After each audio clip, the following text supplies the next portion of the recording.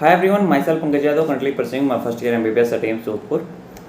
कुछ बातें हैं जो आपको पता होना ज़रूरी है एग्जाम से पहले, स्पेशली फिजिक्स से रिलेटेड कि बचे हुए 10 दिन में करना क्या है। मैं आपको कोई चमत्कार या फिर कोई ऐसी ट्रिक्स बताने नहीं आया हूँ जिसको करके आप 10 दिन में आप फिजिक्स में 120-130 नंबर ले आओगे अगर आपने शुरू से अच्छे से पढ़ाई नहीं किया तो स्टिल कुछ बातें हैं माइंड में होना ज़रूरी है कि 10 दिन में मेरे को करना क्या है, एग्जैक्टली करना क्या है, जो कि 10 दिन जो है बहुत क्रूशियल है। अगर आपने तैयारी नहीं की है तो भी तैयारी कर रखी है, तो भी आप किसी भी लेवल पे हो, मेंटल स्टेबिलिटी होना बहुत ज़रूरी है। जब 2 या 3 दिन बाद मैं आपको बताऊंगा कि मेरी मेंटल स्टेट क्या थी इस लास्ट के 10 दिन में, 5 दिन में। स्टिल फिजिक्स एक ऐसा सब्जेक्ट है, अगर आपको क्लियर है तो आपके 2 सब्जेक्ट जो हैं उनमें अच्छा खासा कॉन्फिडेंस आएगा। अगर आपके फिजिक्स वीक है इस वक्त, मैं ये नहीं बोलता कि फिजिक्स में आपको 150 नंबर आए तो ही आपकी फिजिक्स स्ट्रॉन्ग है। 120, 130, 140 अगर आपके 2 सब्जेक्ट स्ट्रॉन्ग है तो चल जाएगा, काम चल जाता है, राइट।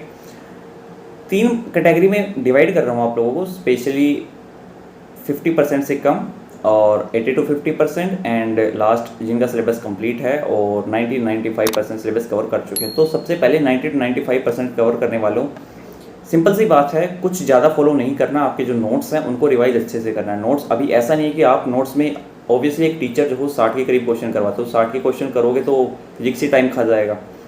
ऐसे क्वेश्चन आपको भी पता है, मुझे भी पता है कि प्रिपरेशन के वक्त 8-10 महीनों में पता चल जाता है कि हाँ हमारा ये इस क्वेश्चन में ये कंसेप्ट जो है ये वीक है और ये इंपॉर्टेंट है नीट के लिए। कर लो उस क्वेश्चन को, अब कर लो। ईजी है, आता है, फॉर्मूला बेस है, उसको अभी छोड़ सकते हो क्योंकि वो क्वेश्चन जो है, अब एक बात है 2 और 3 5 होते हैं, ये एग्जाम में आए या कभी भी आए, आपको आता है तो आता है। लेकिन कुछ कंसेप्चुअल क्वेश्चन होते हैं जिनमें कंसेप्ट छुपा हुआ होता है और अभी सोल्व करना होता है। ईजी होता है लेकिन ट्रिकी, थोड़ा सा ट्रिकी हो जाता है वो क्वेश्चन। तो उसको अभी जो नोट्स में अवेलेबल हैं, जो टीचर ने नोट्स में करवा रखे हैं, एटलीस्ट उनको कंप्लीट करने की जल्दी जल्दी कोशिश करिए। यानी कि सिलेक्टिव पढ़ना है, पूरा नहीं पढ़ना है, राइट। दूसरा स्टेप, जो नोट्स में शॉर्ट नोट्स हैं, एटलीस्ट आपको हर चैप्टर के आपको क्वेश्चन आता है या नहीं अलग बात है, कंसेप्ट आता है या नहीं अलग बात है, लेकिन फॉर्मूला याद होना मस्ट है। क्योंकि मान लो मैं नेक्स्ट वीडियो जो है, एक वीडियो आने वाली है कि मेरे 720 में 720 क्यों नहीं आ सके, राइट। कुछ ना कुछ तो गलतियाँ की होंगी ना एग्जाम में, मेरी तैयारी भी अच्छी थी, स्टिल नहीं आ पाए, तो कुछ ना कुछ गलतियाँ हुई होंगी। वही गलतियाँ बताने की मैं कोशिश करूँगा इंडिविजुअल सब्जेक्ट्स में। तो एटलीस्ट आपको एक फॉर्मूला याद है ना, तो आप क्वेश्चन सोल्व कर सकते हो अगर वो डायरेक्ट फॉर्मूला बेस हुआ, अगर आपकी किस्मत अच्छी हुई तो। मेरी अच्छी भी थी, बुरी भी थी, क्योंकि एक क्वेश्चन आया था जिसमें केवल 2 ही नंबर्स थे। अब 2 ही नंबर में या तो मल्टीप्लाई हो सकते हैं, डिवाइड हो सकते हैं, इतना ही कुछ हो सकता है मैथमेटिक्स के रूल्स के अकॉर्डिंग। बट स्टिल मेरे को फॉर्मूला याद नहीं था, मैंने 4 नंबर फालतू में गवा दिए, राइट।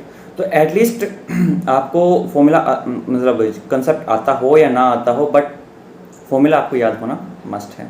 2 पॉइंट्स मैंने बताए हैं, नोट्स सेलेक्टिव पढ़ने हैं, शॉर्ट नोट्स आपके जितने भी हैं वो कंप्लीट होने चाहिए। एनसीईआरटी के जितने भी फॉर्मूलाज हैं और ग्राफ्स हैं, एटलीस्ट वो कंप्लीट करो। एनसीईआरटी पढ़ने की फिलहाल आपको बिल्कुल भी नीड नहीं है। थर्ड, प्रीवियस ईयर क्वेश्चन के सिलेक्टिव क्वेश्चन जो आपने, ऐसे होते हैं ना कि अपन पूरी साल पढ़ते हैं, फिर वो राउंड वाले क्वेश्चन होते हैं जो हमें नहीं आते, हर बार परेशान करते, कंसेप्ट में और मॉक टेस्ट देते हैं उसमें परेशान करते हैं, राइट। तो वो जो है उन क्वेश्चंस को अभी फ़िलहाल लगा लो। And last and foremost point, mock test आपको देना ज़रूरी है फिलहाल। एटलीस्ट मैं रिवीजन को प्रेफरेंस दे रहा हूँ अभी भी मॉक टेस्ट की बजाय, लेकिन मॉक टेस्ट आपको एटलीस्ट 2 फुल मॉक टेस्ट, केवल जिनका 90% सिलेबस हुआ है वो देना जरूरी है। Now coming to the average, जो not average, 50 to 80% syllabus cover करने वाले स्टूडेंट्स, राइट। सिलेबस कंप्लीट करो, मॉक टेस्ट अभी मत दो। एक मॉक टेस्ट अगर आपका सिलेबस लास्ट तक कंप्लीट हो जाता है तो दे देना, बाकी देने की कोई नीड नहीं है। नोट्स आपके रिवाइज करो जितने ज़्यादा हो सके। फिलहाल अगर आपका सिलेबस कंप्लीट नहीं है तो सिलेबस कंप्लीट करो नोट्स के थ्रू, एक्सटर्नल बुक कुछ नहीं पढ़ना, कोई एमसीक्यू वगैरह बहुत ज़्यादा लगाने की नीड नहीं है। अपने क्वेश्चन जो है वो कंप्लीट करो, क्योंकि एमसीक्यू क्वेश्चन प्रैक्टिस करने का मतलब बहुत ज़्यादा जब बनता है जब आपका सिलेबस कंप्लीट हो चुका हो। फिलहाल आप अपने नोट से जितना ज़्यादा हो सके अपना सिलेबस कंप्लीट करने की कोशिश करो। और रही बात 50 से कम % वाले बच्चों की, यार मैं बहुत कम हेल्प कर सकता हूँ इस चीज़ में, क्योंकि ऐसा है कि इसका सॉल्यूशन आपके खुद के पास है, राइट। आप जितना मेहनत फ़िलहाल कर सकते हो, जितना मेहनत आप कर सकते हो उतनी करो। 10 दिन बचे हैं, आप इनको 20 दिन बना सकते हो तो बनाओ। जितना ज़्यादा हो सके अपना सिलेबस कंप्लीट करने की कोशिश करो। डिप्रेशन में आना नहीं है। आप डिप्रेशन में आना होता तो बहुत पहले आते, ना कि बचे हुए 10 दिनों में। अगर आपका सिलेबस कंप्लीट नहीं है तो नहीं एक्सेप्ट करो इस चीज़ को।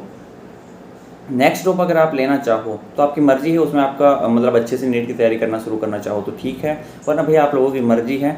मैं केवल एक सजेशन देना चाहता हूँ कि जितना टाइम बचा है उसको अच्छे से यूटिलाइज करो, फॉर्मूलाज एटलीस्ट कवर करके ही जाओ। और प्रीवियस ईयर क्वेश्चंस, अगर तुमने कुछ भी नहीं पढ़ रखा, कुछ भी नहीं पढ़ रखा, तो एटलीस्ट प्रीवियस ईयर क्वेश्चंस और फॉर्मूलाज रिक्वेस्ट है करके जाओ, कुछ ना से कुछ सही है, राइट। नेक्स्ट वीडियो बहुत अच्छी होने वाली है आप लोगों के लिए। सो नीचे जो है मैंने टेलीग्राम का लिंक और डाल दिया है। अगर आपकी कोई क्वेरी है तो इंस्टाग्राम पर आजकल मैं एक्टिव रहता हूँ, क्योंकि जब भी मैं गेम्स से फ्री रहता हूँ मैं इंस्टाग्राम पर रहता हूँ, तो आप वहाँ पर क्वेरी जो है आप पूछ सकते हैं। मैं कोशिश करता हूँ रिप्लाई करने की और रिप्लाई कर भी रहा हूँ। तो थैंक यू सो मच, मिलते हैं नेक्स्ट वीडियो में, जब तक के लिए टेक केयर, बाय बाय।